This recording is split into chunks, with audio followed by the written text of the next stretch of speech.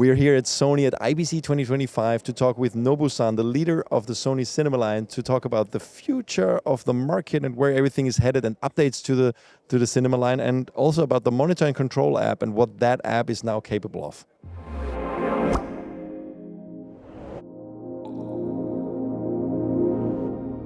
Welcome here from IBC 2025. I'm here at the Sony booth with Nobu-san. How are you doing? Doing good. How are you? Very well indeed. It seems like almost a tradition to sit either Johnny or me with you to talk about what's happening. And usually we're here, Sony invites us to the booth before the masses come in. So we have a nice and quiet area here before the show actually opens. So thank you for that. And yeah, let's get started. I mean, Sony just announced a bunch of firmware updates for popular, I would say. Six. Yeah, we launched, and the Big 6 menu is very good for the customers, so that they can quickly access to the menu settings what they want to change. So I think it's very good for the customers. Yeah. Which cameras were updated? FX3 has a version 7, and 30 has a version 6. They both has a Big 6 menu, and also anamorphic discrete 1.5, I think. So that's very. It's based on the customer's feedback. It's great. I mean, we always love that. I have been saying this in many other interviews too, because we see a general tendency in the industry to add more features long after the hardware was released, which is of course amazing, because things you didn't even expect, kind of.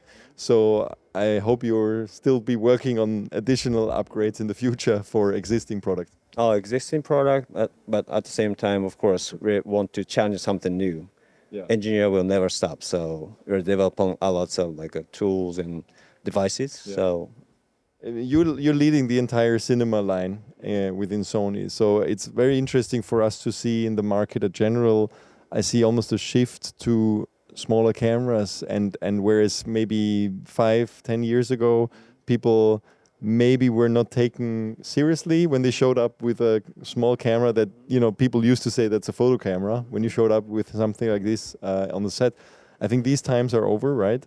My feeling is that in general, this category of cameras, mirrorless type, but with a cinema approach, which you really pioneered with the FX3 and then FX30, is becoming much more popular. What's your impression? I mean, where this, you know, like, is this true? Is there no, I would say, hesitation anymore to use small camera? Quite the contrary, even on the high end? Basically, I see, of course, as you mentioned, we see continuous growth on the smaller camera. But at the same time, I see still people using the kind of FX6 and FX9 and Brano type of cameras, which is not that small, but it has its unique features. So that yesterday I went to the studio, and he was saying that it's a very good match with the FX6 and the FX3, like medium-sized camera with the smaller camera, so that the picture will match, because both are the cinema line. So it has the same look. So I think I'm seeing continuous growth and rapid growth on the more smaller cameras, but at the same time, people are using the medium-sized cameras, and they appreciate it. So I think both, yes. But we see a lot of very famous examples of movies that were shot on smaller cameras, right? I mean, we were talking just before the interview about The Creator, for example, shot on FX3. And then, of course, not technically, I mean, it's a small camera head, which was used on F1. So it's also important for those high-end films, right? But at the same time, they use Venice at the same time, and also they used FX6. So it's a perfect match to have those triangle. Top end, we have Venice, and we have Brano, and then FX cameras. So those ecosystem will make easy offer and for the filmmakers, so that they can release their cinematic experience. Yes, creativity. Yes. What's your impression? I mean, there recently have been a lot of announcements from other manufacturers in that category. So what's your overall impression? I think I see it as a very positive trend, and I think it's good for us because we can inspire each other, you know. And my ultimate goal is the prosperity or the filmmaking community. So it's, I think at the same time, I think it's good that customer will have option, and then the new offer from the camera manufacturer will accelerate the expansion of the market, camera market. So I think in the both way, I think it's very good for us. Positive trend. Yes. Yeah. And apart from smaller cameras or in general, where do you think everything is headed? Like, I mean, I know we can't talk about things that are not here, but where is your? I mean, you know what we know that it's a bit of a challenging time for the industry in general with all the changes happening. I think with AI and the strikes and a lot of change. It seems like we're in a very transitional period into kind of the cinema industry is changing. And where do you think this will find its way into future products? Like where is your mind in terms of like when you think about, without being specific, but when you think about future cameras, where do you think things are going? When we look back in the history of the cine and the filmmaking, there's always changing, right? So of course, this time we have another change, but I think people's curiosity will never stop. So I think and I will find a way how I can support those curiosity. So I think I'm seeing the very bright future. So leveraging those Gen AI camera, what camera can do. So those discussions I'm always having. So I'm welcoming the Gen AI and all the new changes. And it seems like an ecosystem is evolving of cameras that are more integrated with other devices, right? I mean, which you are supporting with the Monitor Control app and the cloud services. Maybe you can just mention this a little bit, what Sony has been doing in this field before we actually talk more specifically with your colleague about this. Yeah, Monitor Control we launched and we polished it through the firmware update. And then thanks to the creators' advice. So we are getting those advice and implementing in those softwares, Monitor Control. So I think we're going the right way. And then together with the smartphone and camera devices, that makes more like a new offer to the customers so that they can easily control and connecting to the internet, so the cloud. That makes much more fun and new experience to the customers. So I think it's a very good tool, and we want to leverage those devices. Nice. Last question, actually, that FX2 has been in the market now for a bit. Yeah. And I think it's the answer to a lot of questions we had. Like we're missing the viewfinder on this. Now the viewfinder is there. How can you just give an overall impression how it's received by the community, and did it meet your expectations? Yeah. When we launched, to be very honest, we had very mixed opinion. But at the same time, we just launched, and some people, customer using it, and I'm seeing positive trend. And of course, I'm a big fan of FX2. I use it, and I use it all the time. So, and of course, Johnny loves EVF. So, I also love EVF, and I think honestly, for this size of a camera, the position of the EVF is perfect. Because with Alpha series and other cameras, also from other manufacturers, to have the EVF in the middle. I mean, I have a big nose, so my nose is constantly on the screen. But it's like, like if you look at this side, it's just perfect because you still can glance at what you're filming and look through the viewfinder and have a bit of a bigger shell. I think it's not too big. It's perfect position. I hope this can also find its way, like in general, just to be like, even for the Alpha line. I mean, honestly, I think it's better to have it on the side. I think it's a great position to have a viewfinder. So yeah, and I know you probably can't give me an answer, but the last question: what can we hope for from Sony within the next couple of months or a year or so? yeah, of course, we never stop engineering and development. So, but sometimes it takes time when we have a huge, revolutionary change. So we still need time to offer something new, but we're trying our best. So I won't go beyond the expectation for the customers. So That's great to hear, and I think good things take time. Yeah. That's how it is, right? I mean, better be right than fast, right? That's always the motto. Okay, thank you very much, Nobu-san. Thank you very much, and we'll head over to your colleague to talk about Monitor and Control app. And here we are with Ben at the Monitor and Control app booth. How are you doing? I'm very well, thank you very much. Just run us through what's new with Monitor Control. I just got a big update. I think a lot of it related to multiple cameras, right?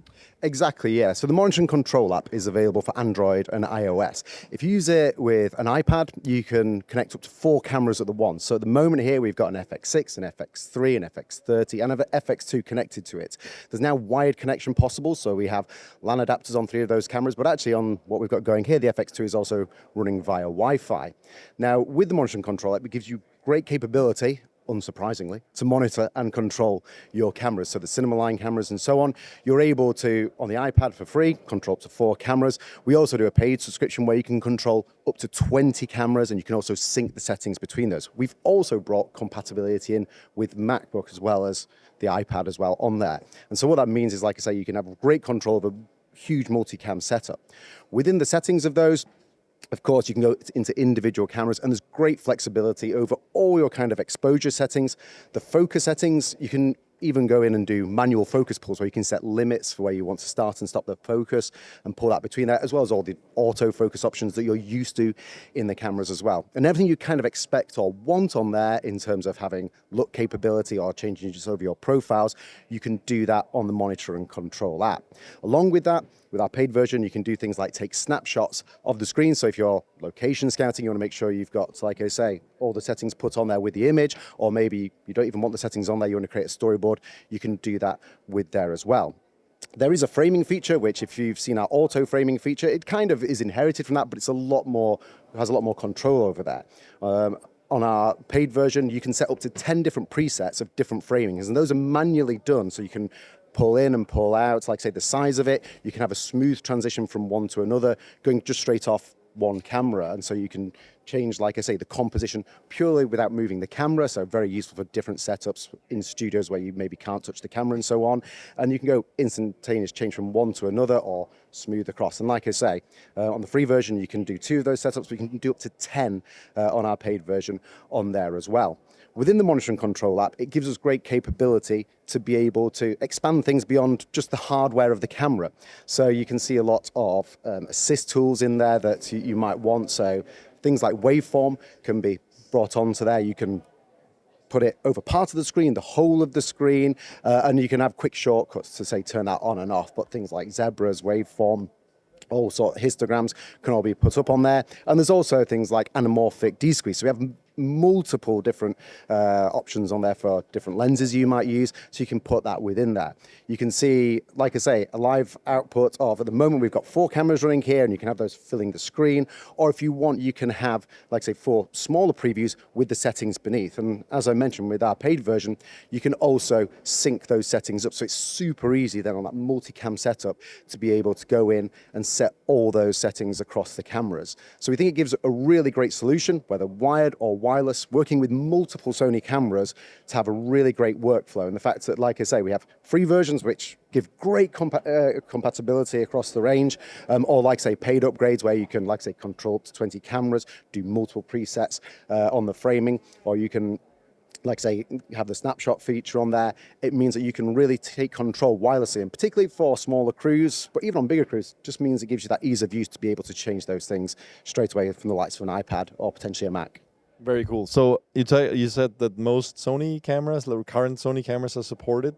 That is the entire Cinema Line, and so you get, I don't believe the Venice is supported, but Burano is supported, for example, and the usual FX series are used, so FX2, FX3, FX6, and so on. I believe, although you can please always check our website, particularly if we do updates in the future, I believe Alpha 1 Mark II, Alpha 9 Mark III is also covered on there. So it's just beyond, even beyond the Cinema Line cameras, as well as stuff like our new Z300 camera, I think is also included on there. So it gives that great capability. It's used with a multitude of different cameras, get similar looks coming off those image sensors, but great workflow going between them as well. You mentioned the features of the free and the paid version. Yes. Now, where are we looking at in terms of pricing for the paid version? Is that a subscription or is it? It's a subscription. I believe that the basic plan is $5 per month or about $50 for the year. So if you're renting gear, because maybe you don't want to do a 20 cam, the 20 cam setup, sorry, is on the premium version, that not in the basic. The basic includes all the things I was talking about in terms of the different framing options, the snapshot function. There is also a very high resolution UVC connection to Sony Xperia phones. headphones as well, included with that one as well. And the paid version, I believe, but please double check, is a little more than $20 per month on there, or like I say, a higher fee for the annual subscription. So it gives you the flexibility that maybe, like I say, if you want a 20 cam setup, that's when the premium one's in there, but it's got everything else that I just mentioned before on all those other features. So, and they've got the monthly option or the annual. So maybe. Very cool. Thank you very much. So we are on iOS, Mac, Android as well? So you can use Android, but that is purely for a one-to-one communication. So at the moment, if you have the free version, you can get the 4 cameras on the iPad for free, showing there. You will need the paid version to sync the settings automatically between those and easily copy them across. And it's a one camera on the Mac. If you then have the paid version, like I say, up to 20 on the Mac as well as on the iPad on there as well. Awesome. Thank you, Ben. Thank you very much. And very cool app. I mean, crazy amount of functions that I wasn't even aware of some of them. Have to try them out with our Sony cameras at the studio. And thanks everybody for watching. Stay tuned to CineD for a lot more from IBC 2025. And don't forget to hit like and subscribe and download our new app, which gives you notifications about whatever you're interested in. So if you're only interested in about, news from trade shows, you can just subscribe to that and get notifications right on your phone. Thanks for watching.